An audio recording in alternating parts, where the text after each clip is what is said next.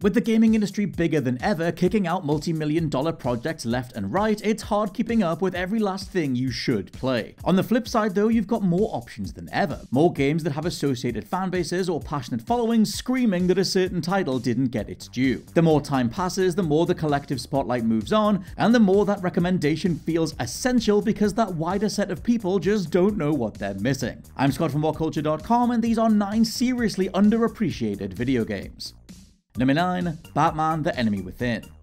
Interestingly, the second season of Batman was really Telltale Games' swan song. The Walking Dead saw 2 episodes released before the studio closed, and the rest went off in a handful of other directions. Batman was that studio's final game from the original creative run, and what a way to go. Season 1 of Telltale's Batman was genuinely phenomenal, putting you in the shoes of Batman and Bruce Wayne in a way that no other work of fiction has ever attempted. It made for a fascinating dynamic as you knew a potential boardroom decision as Bruce could mess with Batman's duties and vice versa. Season 2 then continued that formula but improved on it. Bruce was forced to go undercover and infiltrate a gang consisting of Bane, the Riddler, Mr. Freeze, Harley Quinn, and the Joker. The story and choices tested how far you were willing to go to maintain your cover, whilst also making you feel sympathy for the Joker, no small feat. It was Telltale Games firing on all cylinders, at everything they always did better than the competition. The Enemy Within is a fantastic Batman/Bruce Wayne story that subverted expectations and had you reeling at every decision that had to be made.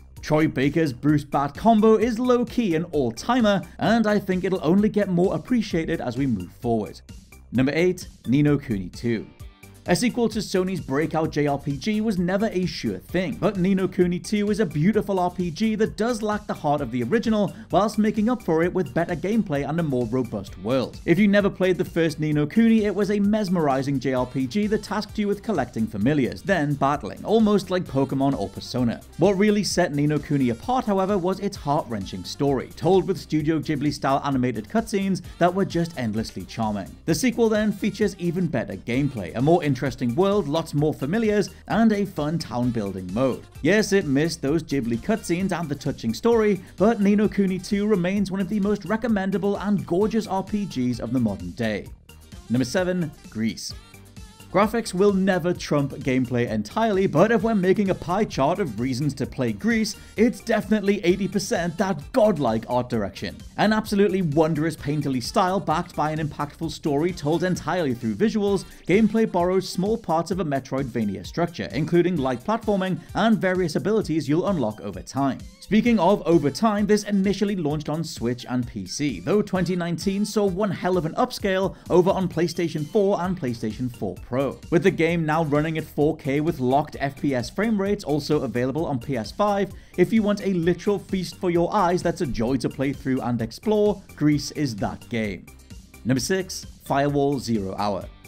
Languishing for a couple of years after launch, 2018 was the breakout year for virtual reality. In particular, it was a banner year for PlayStation VR, which saw incredible games like Astrobot Rescue Mission and Moss. It was also the year we got the best console VR shooter so far, Firewall 0 Hour. Others had attempted to make FPS games in VR, such as Bravo Team, but Firewall was the first on PlayStation that made you feel like you were really in the firefight. Gritty, tactile, and addictive when it comes to making you actively think of different ways to approach firefights.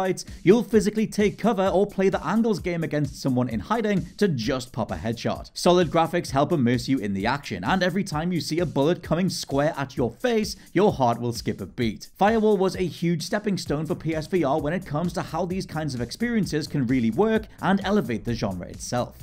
Number 5. Detroit: Become Human.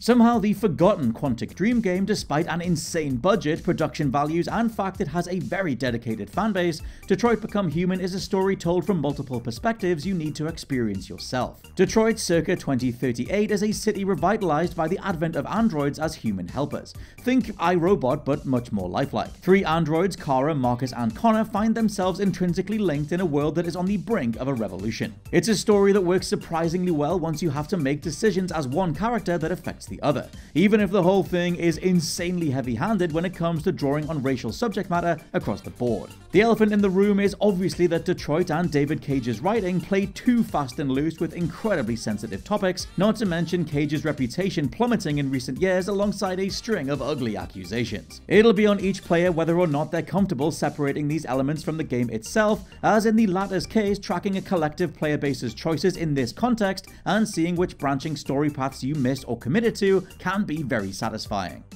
Number 4. VAMPYR. VAMPYR is set in 19th century England and puts you in the shoes of Dr. Jonathan Reed, who's just contracted vampirism. You then play the game struggling with the need to feast versus the morality of killing your patients for sustenance and some fancier unlockables. As you can imagine, with this coming from the minds of Life is Strange and Remember Me, VAMPYR is more about storytelling and world building than it is gameplay. This dark and twisting story is reflected in the gloomy and claustrophobic streets of London, which makes for a refreshing tale in a world overflowing with sequels and safe bets. VAMPYR has atmosphere in abundance, and what it lacks in polish and occasionally repetitive combat, it more than makes up for with style, uniqueness, and supremely well-written characters. Number 3. Guardians of the Galaxy.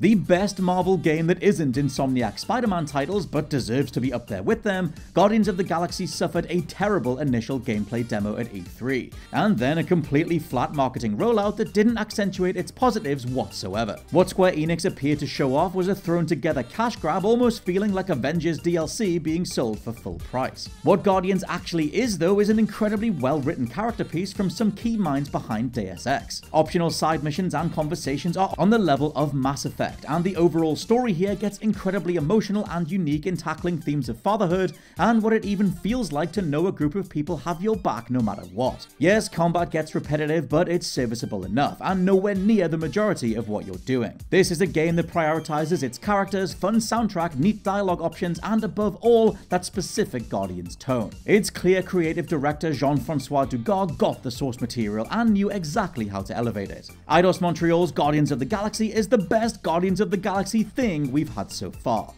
Number 2. Florence. Florence tells the most realistic tale of a relationship ever seen in video games. The ups, the downs, the joy, the melancholy, it's incredibly moving, but it was initially exclusive to mobile, and that meant flying completely under most people's radars. Thankfully, it's now on Switch, and this touching story focuses on Florence falling for someone and the days and weeks that follow. You'll go from start to finish in around 40 minutes, with Kevin Penkin's gorgeously carefree, occasionally sad soundtrack carrying you through. Made to be a drop-in short story of a video game centered on dating in a city, there isn't much in the way of gameplay, but every mechanic serves to make playable the various mindsets and realities of a relationship where some things fit and others don't. Making the mundane interesting and nailing a tight artistic vision, Florence joins the likes of Unpacking and The Artful Escape as brilliant indie gems that really stick with you. And number 1, A Way Out. It took It Takes Two to really catapult Joseph Fares into the limelight, and that was after critical darling Brothers: A Tale of Two Sons initially turned heads. However, there is a release in the middle that far less people seem to care about. A Way Out then pits you and a friend, be it local or online, as two prison inmates who band together to try and escape. The crux is that the whole game takes place in split screen, with each player performing unique actions or making decisions about how to approach situations, affecting the other in real time. As would become more obvious across It Takes Two, Joseph Fares has endless ideas for dual agency in an interactive space, and here you'll do everything from stealth sections to over-shoulder shooting, car escape chases to mini-games like playing Connect 4. Honestly, it's just awesome. With a far tighter runtime and personally a more enjoyable story than It Takes Two, A Way Out is more than recommendable if you like what Fares brings to the gaming table. And those are just a handful of totally underappreciated video games. Let me know your favorites down in the comments below, and please subscribe to the WhatCulture Gaming Podcast. For now, I've been Scott from WhatCulture.com, and I'll catch you soon.